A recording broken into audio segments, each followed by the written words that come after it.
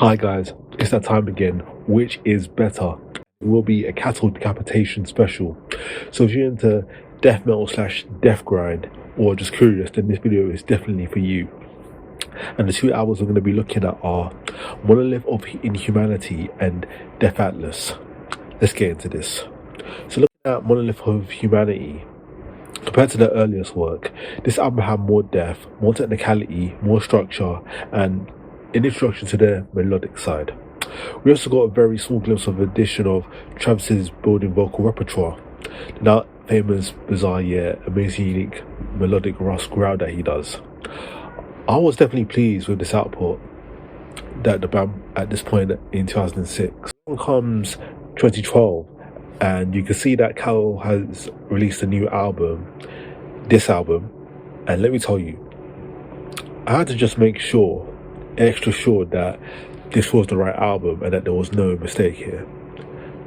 Now, taking it a bit further, getting into it further, I thought it would be a case of there'll be no original members, but I can definitely confirm that it's still the same band from then. The core, at least. This is a further example of an artist's mind maturing, working out kinks along their path through various most strange works of art until they find themselves and carve out their magnum opus.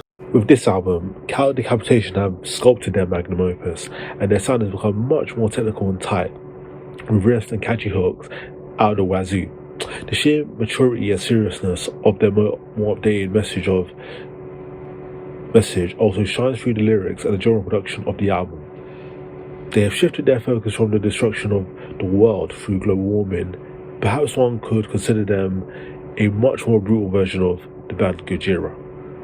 They aren't so voracious about animal rights as they used to be, and the lyrics about veganism are pretty much null. They have a voice of pure anger, disgust, and hatred and revulsion for the human race. If KALMAH Decapitation weren't so angry about the world being destroyed by humanity's greed and focused their rage on something else, anything at all even slightly earth-related, the aura of their pure anger and hatred would very ironically cause the earth as we know it to collapse onto itself and seep into a pulse of destruction, feeding upon the built-up agony of the former planet's soul as it shrieks into the blackness of an eternal oblivion. This feeling is mainly facilitated by Travis. This man is nothing short of a god when it comes to vocals. He's extremely technical and can do all the standard death metal growls and so much, but he also has perfected his unique vocalizations as well. Namely, there's this one that he uses for the melodic purposes primarily that you may never hear anything quite like it. It's kind of like a black metal rust shriek would sound if it was sung melodically, if that can make any sense. Putting that aside, the guitars are amazing, the solos are tight, and the playing is technical.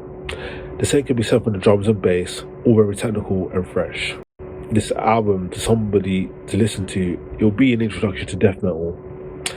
This is near perfect death metal. It also has elements of grindcore, and at times is definitely progressive, especially compared to the earlier works. However, it will be excellent for somebody who's curious about death metal, and even grindcore. As the grind on this album is toned down significantly, and it isn't as chaotic as one might expect, the album will definitely live on forever as one of the greatest death metal outputs in history, a genre that will forever symbolize a renaissance. We're going to look at Death Atlas. As most of you know, KALMAH Decapitation has never strayed away from expressing their beliefs in music form. And this album is probably the most bleak, dark, vengeful, and destructive album that they've ever made. I cannot put into words how impressive this apocalyptic concept was for me, but from start to finish, it's very hard to find a poor moment. That being said, let's get into this even further. So, this band has been known to combine speed and political themes of grindcore with musicality, brutality, and competent songwriting from death metal into their misanthropic sound. However, since the arguably KALMAH Bloody KALMAH album, the grindcore elements have started to get less apparent and the death metal elements have gotten more apparent. Also, it introduced you more technicality and progressive songwriting.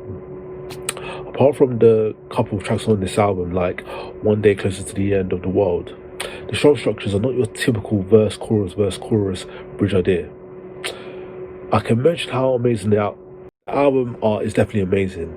The image of the Grim Reaper in space with a scythe holding a burning earth with an hourglass signaling the end times is quite thought-provoking and dark, and even quite metal. Now onto the music itself. Like I said, from start to finish, it's an extreme metal roller coaster, and in the best way possible. One moment you can go from vicious onslaught of chaos to a sense of melodic dread. Travis Ryan is one of the most talented extreme metal vocalists out here for his gutturals and black metal-esque screams.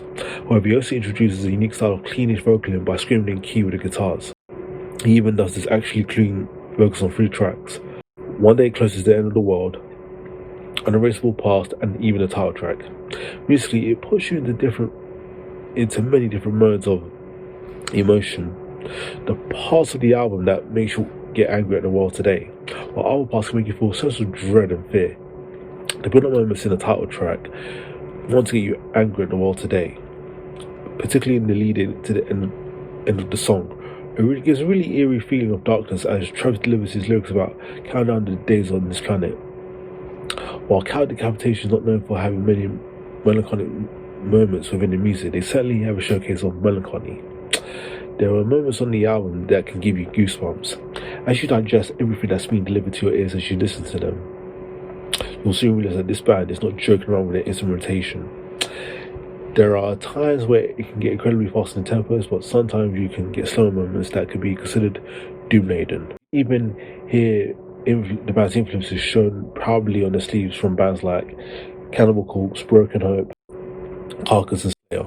The guitars have a sense of chaos and melody as Josh Elmore shows his hands very well. The drums are quite diverse, and the blast beats and slow patterns. David McGraw has shown to be the world why he's one of the best and fastest drummers in metal today. The transition tracks help to bridge the gap between the tracks throughout the album. Lyrically, this album is bleak, dark, and vengeful as Travis expresses his misanthropic lyrics about climate change, planetary destruction, and anti-human aspects. While there are those, myself included, who are not quite on board with his philosophy, we can't deny that there are some issues in life that do need attention.